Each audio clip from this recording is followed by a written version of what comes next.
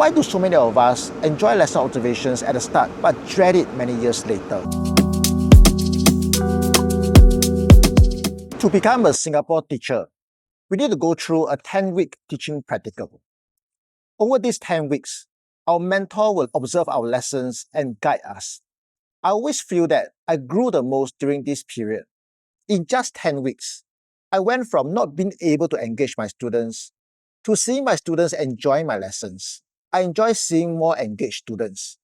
I enjoy the conversation with my mentors. And most importantly, I enjoy seeing myself grow.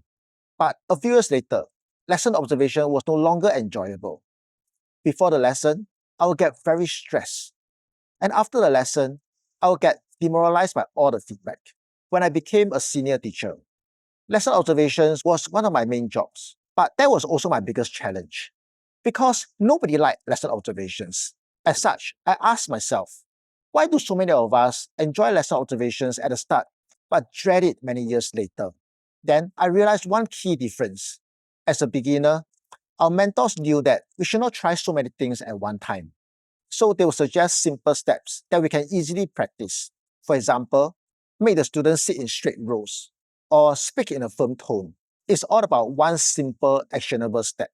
And we practice that step many times a day.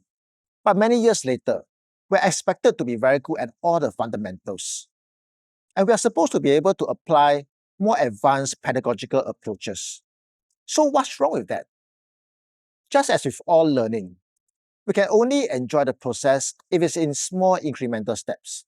And if the next step seems difficult, we'll be overwhelmed by it. Then we'll become very unmotivated.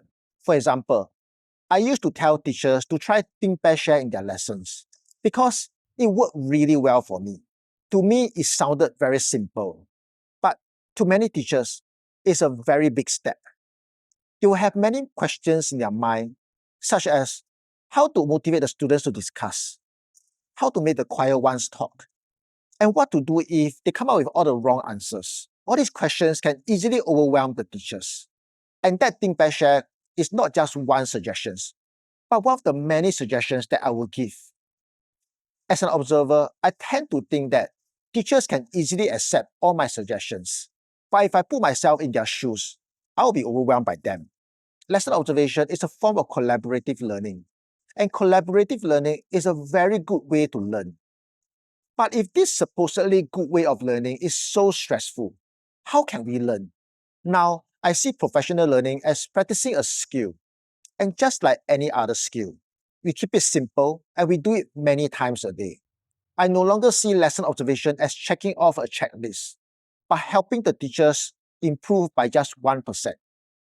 1% more engaged students, 1% more motivated students, and 1% happier students. Sure, 1% may not turn the lessons around, but that small actionable step will definitely motivate us to try it again and again.